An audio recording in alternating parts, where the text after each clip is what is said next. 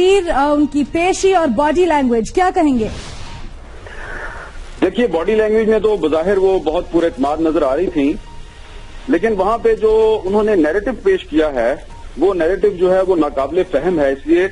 کہ وہ بتا رہی ہیں کہ جب جے آئی ٹی نے مجھ سے سوالات پوچھ لیے تو پھر میں نے ان سے ایک سوال پوچھا، تو یہ تو مینڈیٹ ان کے پاس نہیں ہے کہ وہ جے آئی ٹی سے سوال پوچھیں، اور سوال یہ پوچھا کہ میرے پہ الزام کیا ہے۔ تو جب آپ کے والد محترم وزیر اعظم میاں محمد نواز شریف نے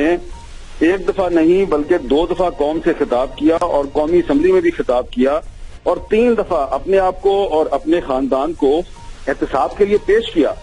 تو اس کے بعد جے آئی ٹی سے جا کے یہ پوچھنا اور پھر باہر میڈیا کو آ کے یہ بتانا کہ جی مجھے بتائیں کہ میرے پہ الزام کیا ہے، تو یہ بہت ناقابل فہم بات ہے کہ جب آپ کے والد صاحب خود اپنے خاندان کو اپنے آپ کو احتساب کے لیے پیش کر چکے ہیں تو آپ یہ میڈیا سے کہیں کہ جی میرے پہ الزام کیا ہے۔ تو اور اگر آپ جو ججمنٹ ہے سپریم کورٹ کی وہ پڑھ لیں تو اس میں واضح طور پہ لکھا ہوا ہے کہ وہ ان سے کیا پوچھنا چاہتے ہیں اور وہی باتیں ان سے پوچھی بھی جا رہی ہیں۔ تو یہ جو نیریٹو انہوں نے باہر آ کے پیش کیا ہے وہ نیریٹو کم از کم میرے لیے تو ناقابل فہم ہے کہ پتہ نہیں وہ کس کے لیے، ان کی آڈینس کون ہے، کس کو یہ بتانا چاہ رہی ہیں۔ اور سب سے اہم بات یہ ہے کہ جب آپ اس طرح کے ایک اہم ایونٹ کے بعد آپ نے بڑی تیاری کی ہوئی ہے، اور ظاہری بات ہے انہوں نے جو گفتگو کی وہ صاف پتہ چل رہا تھا کہ وہ تیاری کر کے آئی ہیں، انہوں نے یاد کی ہوئی ہیں بہت سی باتیں، تو اس کے بعد آپ کو جب صحافی سوال پوچھنا چاہ رہے ہیں تو آپ ان سے کہہ رہی ہیں ذرا رک جائیں، ذرا مجھے پہلے اپنی بات مکمل کرنے دیں۔ آپ ان کی فوٹیج نکال کے دیکھیں تو انہوں نے سوالات نہیں لیے اس لیے کہ وہ کہہ رہی تھی کہ پہلے مجھے بات مکمل کر لینے دیں پھر سوال کیجیے گا۔ جیسے ہی انہوں نے بات مکمل کی، وہ بات مکمل کرنے کے بعد کوئی سوال لیے بجائے وہاں سے چل رہی، تو اس سے تاثر یہ گیا کہ وہ صرف اپنے سامنے اپنی مرضی کے، اپنی پسند کے جو لوگ ہیں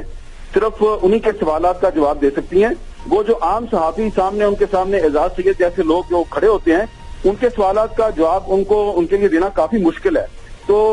میں اس رائے سے قطعاً اتفاق نہیں کرتا کہ آج ان کی بہت اچھی پولیٹیکل لانچنگ ہوئی ہے، کیونکہ جو سیاستدان کسی پبلک پلیس پر اپنی تقریر مکمل کر کے، کیونکہ ان کو یہ پتا ہوتا ہے کہ یہ ساری بات ہماری لائیو چلی جا رہی ہے اور اگر ہم صحافیوں کے سوال کا جواب نہیں بھی دیں گے تو ہماری بات تو چلی گئی ہے، تو انہوں نے سوال کا جواب نہیں دیا اور وہاں سے چلی گئی۔ لیکن ان سے پہلے جو کچھ لوگ آئے تھے انہوں نے جواب دیے، مثلا اسحاق ڈار صاحب نے جواب دیے، اور میں سمجھتا ہوں کہ حسین نواز صاحب نے کل بہت اچھی تقریر کی تھی اور اس کے بعد انہوں نے کچھ سوالات کے جواب بھی دیے۔ تو اگر میں کمپیریزن کروں تو